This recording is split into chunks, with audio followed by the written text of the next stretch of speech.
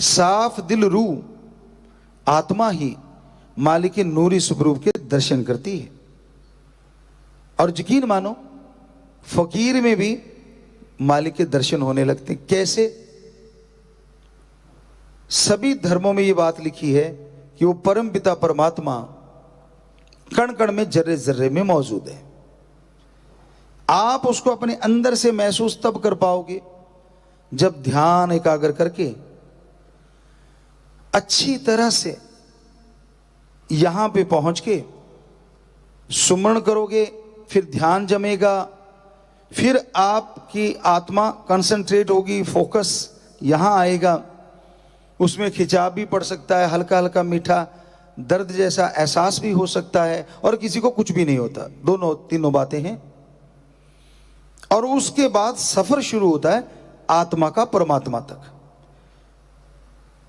ये योगा में अलग चक्कर होते हैं, यहां से लेके यहां तक 7 चक्कर बोले जाते हैं, लेकिन ये 10वां द्वार या इस तक आने के लिए रूहानियत सूफियत में योगा करने की जरूरत नहीं, लेकिन ध्यान में बैठ के मेडिटेशन, गुरु मंत्र नाम शब्द का जाप करना जरूरी होता है।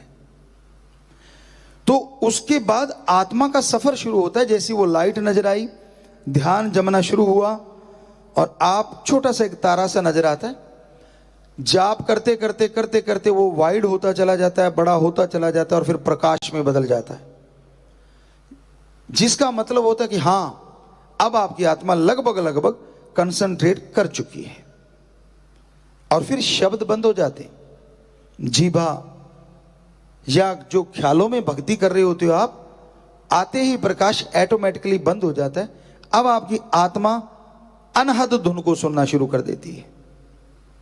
ये शब्द तो फानी है, जो आपको गुरु मंत्र मिलता है, परमात्मा का नाम है, वो लासानी है, कभी खत्म नहीं होता।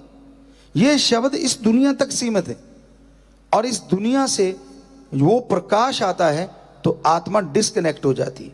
मरती नहीं, शरीर चल रहा होता है, नब्ज आराम से चल रही है। 72 बार नहीं, बहुत कम बार, काउंट करने की जरूरत नहीं, क्योंकि अगर ये ध्यान में रख के बैठ गए तो आंख खुल जाएगी, उसी टाइम ध्यान टूट जाएगा। ये तो आपको एक बताते हैं, हार्ट आराम से चलता है, और दुनिया में कोई ऐसी चीज नहीं जो हार्ट को आराम दिला सके। मेडिटेशन, सुमरन ही है। और उसके बाद आपकी आत्मा रूहानी सफर शुरू करती है। अनहद बाणी या वो धुन या वो बांगे इलाही या गॉड्स वॉइस एंड लाइट, वो शुरू हो जाती अंदर, और उस आवाज के साथ साथ आत्मा खिंचती चली जाती है। यानी अब है उड़ान, ये है उड़ना। एक भक्त हुए राजस्थान साइड के, पहले वो राजा थे, फिर महापुरुष बन गए, संत बन गए, संत भगत पीपा जी। उनकी ये वाणी है, जो ब्रह्मंडे सो पिंडे, जो खोजे सो पावे, कि जो ब्रह्मंड में है वो शरीर में है, जो खोजेगा वो ही पाएगा। तो ये सारे आसमान, एक आसमान नहीं, एक को पार करोगे पता नहीं, ये सूरज चांद को पार करोगे कितने चंद्रमा मिलेंगे, आपकी रूह बड़ी हर्षाती चली जाती है। फिर परम पिता परमात्मा की तरफ बढ़ती है, तो लास्ट में ऐसे हो जाते हैं, एक को ऐसे लाके एक सुई जितनी नोक, उससे निकलती आत्मा फर करके, और ये इस आसमान को, इस त्रिलोकी को पार कर जाती है। फिर खंडों ब्रह्मंडों का सफर शुरू होता है। फिर क्या नजारे हैं, आप सूरज के करीब हैं, बहुत सारे सूरज मिलेंगे, लाखों चंद्र सूरज मिलेंगे। संतों ने ऐसे नहीं लिखा, ये हकीकत है। और जब आप उनके पास से निकलोगे, क्या नजारा आता है, कोई कल्पना नहीं कर सकता। साइंस तो झूठ बोलेगी, क्या कहेगी, संत झूठ बोल रहे हैं, सूरज के पास तो कोई जा ही नहीं सकता, इतनी तपिश है। पर उनको क्या मालूम, आत्मा इतनी पावरफुल होती है, वो सूरज के अंदर से भी निकल सकती है। ये कैसे पॉसिबल है? क्योंकि आत्मा कौन सा ड्रिल मशीन है जो सूरज से छिद करके निकल जाए? आपने फिल्मों में देखा होगा, भूत होता है जो कांच के आर पार निकल जाता है, दीवार उसको कोई मायने नहीं रखती। हालांकि लोगों ने डुप्लीकेट ड्रामे बनाए हैं वो सारे भूती पे, लेकिन आपको समझाने के लिए उदाहरण अच्छा है। आपने वो देखा होगा, एक भूत है, बंदे अंदर बैठे, कब आ गया वो दीवार से पार निकलता, आदमी नहीं निकल पाता। तो ऐसे ही आत्मा होती है जो प्रभु का नाम जपते तो उसमें इतनी ताकत आ जाती है कि वो कई सूरजों से बढ़ के उसमें प्रकाशमय हो जाता है। तो ये छोटे मोटे सूरज उसके लिए क्या मायने रखते हैं, उनके अंदर से निकलती है, पास से जा सकती है, इतनी पावरफुल हो जाती है। और उसको तपिश तो क्या, हर चीज में ठंडक एहसास होता है। और यूं करते करते लाखों चंद्र नक्षत्र ग्रह के पास से गुजरती हुई आत्मा फिर सारी त्रिलोकियों को त्याग के, सारे ब्रह्मांड को त्याग के, तब भी सुई जितने लोग उसमें से आत्मा निकलती है। और अब शुरू होता है परम पिता परमात्मा का वो रूहानी इलाका, जिसमें नीचे इससे पहले बहुत सारे काल ने भरमाने के लिए चीजें बना रखी। सोने जैसा पानी है और बहुत बड़े बड़े आम, मान लीजिए जो आपने कल्पना नहीं की, इतने खूबसूरत हीरे लाल जवाहरत के पेड़ भरे हुए हैं, चारों तरफ चमक होती है, चमक दमक, जिसको आप देख पाते खुली आंखों से, नजारा बन जाता है, बड़ी खुशियां मिलती हैं और आत्मा बढ़ती चली जाती है, बढ़ती चली जाती है।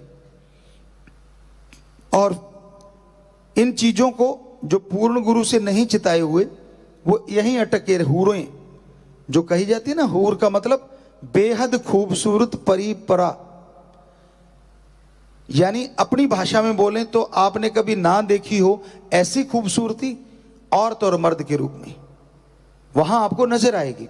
जो पूर्ण गुरु के चिताए नहीं होते वो आत्मा फिसल जाती है और वहीं अटक के रह जाती है। बड़े बड़ी हस्तियां यहीं तक रुक गई,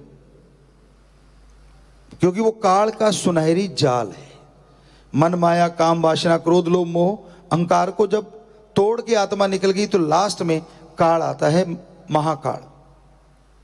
तो वो इस तरह से जीवों को भरमाता है। पर पूर्ण गुरु की चिताई आत्मा उनको देखती है, सारी चीजों को आनंद महसूस करती है, लेकिन अपनी धुन को नहीं छोड़ती। और वो फिर जब सुई की नोक आपको बोला था, वो जगह आती है ताकि थोड़ा दर्द का एहसास हो। वो भी काल का ही डिजाइन है, जो कहीं ना कहीं गुरु पूर्ण तो थे पर उतने पूर्ण नहीं, तो वो इस सुई वाली नोक पे अटक जाती है, आगे नहीं निकल पाती। अगर पूर्ण गुरु है, क्योंकि वहां धुन रुक जाती है उसके लिए, काल ने वचन लिए हुए हैं परमात्मा से, आत्मा रुक जाती है। लेकिन जो भक्ति करके सारे पाप गुना त्याग के सतगुरु से जुड़ता और दृढ़ यकीन रखता है, उसकी आत्मा के लिए धुन बंद नहीं हो सकती। और उस धुन के सहारे वो सुई की नोक से निकलती है। तो ये मालिका अब आ गया रूहानी पड़ा। वो था काल की नगरी, लेकिन मालिक का दायरा वहां से शुरू होता है। काल की नगरी तो सारी त्रिलोकियां उसने बनाई, बुत तो उसने बनाए, जान परमात्मा ने डाली। तो अब ये आता है निज धाम सचखंड सतलोक अनामी सतनामी, ऐसा देश जिसकी आप कल्पना नहीं कर सकते। दुनिया में जितने भी लोग, आप आदमी को ले लें कि जितने भी आदमी हैं सबकी चॉइस अलग अलग होती है, टेस्ट अलग अलग होता है, मीठा कड़वा नमकीन चीजें पसंद होती, पर वहां पहुंचते ही ऐसा नजारा बनता है, कैसा भी आपका टेस्ट है उससे अरबों गुना बढ़ के वो टेस्ट आपको वहां आनंद के रूप में पैदा होता है। और फिर वो स्थिति आती है परमानंद की। अब पूर्ण गुरु है, पूर्ण सतगुरु फकीर है, तो मालिक को सबसे पहले उस रूह को उस रूप में रूहानी दर्शन देने होते हैं। तो आपने सुना, अभी तो बहुत पढ़ा है लेकिन इतना ही काफी है। अगर कर पाओ तो यहां चढ़ाई करने के लिए इतना कुछ करना है, और दूसरी तरफ बचनों के पक्के, दृढ़ यकीन, एकाग्र चित्त, मीठा बोलना, स्वभाव के अंदर नरमी, ये चीजें लेके आगे दीनता नम्रता, ना गाली गलोच, हाथ जोड़ के बात करो।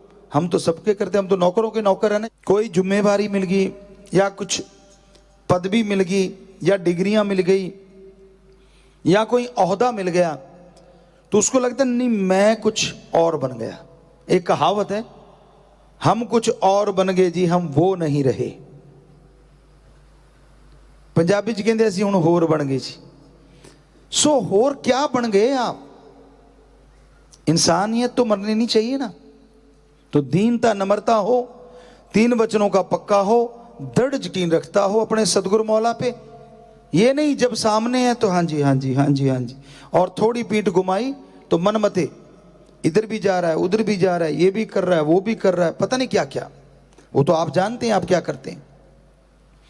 संत झूठ नहीं बोलते, गला कटवा सकते हैं, झूठ नहीं बोल सकते। तो सच यही है कि ये सारी चीजें त्याग के जब आप अपने सदगुरु पे 100% दृढ़ यकीन कर लेते हैं कि वो अनजाने में भी कोई वचन कर दे तो उसमें राज होता है। जब ये स्थिति आ जाती है और फिर सत्संग में आके बैठो, ध्यान जमा के रखो और एक एक बात को कानों में उतारते चले जाओ।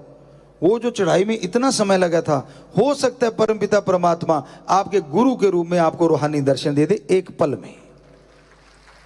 अब 2 ही रास्ते हैं, एक समाधि लगा के सुन समाधि में जाओ, उसके लिए हो सकता है पता नहीं कितना टाइम लगे, और ये बड़ा आसान तो ये भी नहीं है कि 3 वचनों पे दृढ़ यकीन करना है, विश्वास रखना है, 3 वचनों को काटना नहीं है। निगाह से भी कोशिश करो ना कटें, ख्यालों से भी ना कटें। चलो ख्याल कंट्रोल में तब तक नहीं जब तक सुन समाधि में नहीं जाते। उसके लिए बोल दिया 5 मिनट सुमन करो, पर जब सत्संग में आके बैठो एकाग्र चित्त, ध्यान जमा हो और कान खुले हो, ओपन माइंड ना कि नैरो माइंड। तंग दिली से मत बैठो, खुले दिमाग से बैठो। सुनेंगे ध्यान से, मानेंगे और ध्यान जमा के रखो। पता नहीं कौन सा वो पल आ जाए जब आपके संत पीर फकीर में परमपिता परमात्मा जाहिर नजर आ जाए।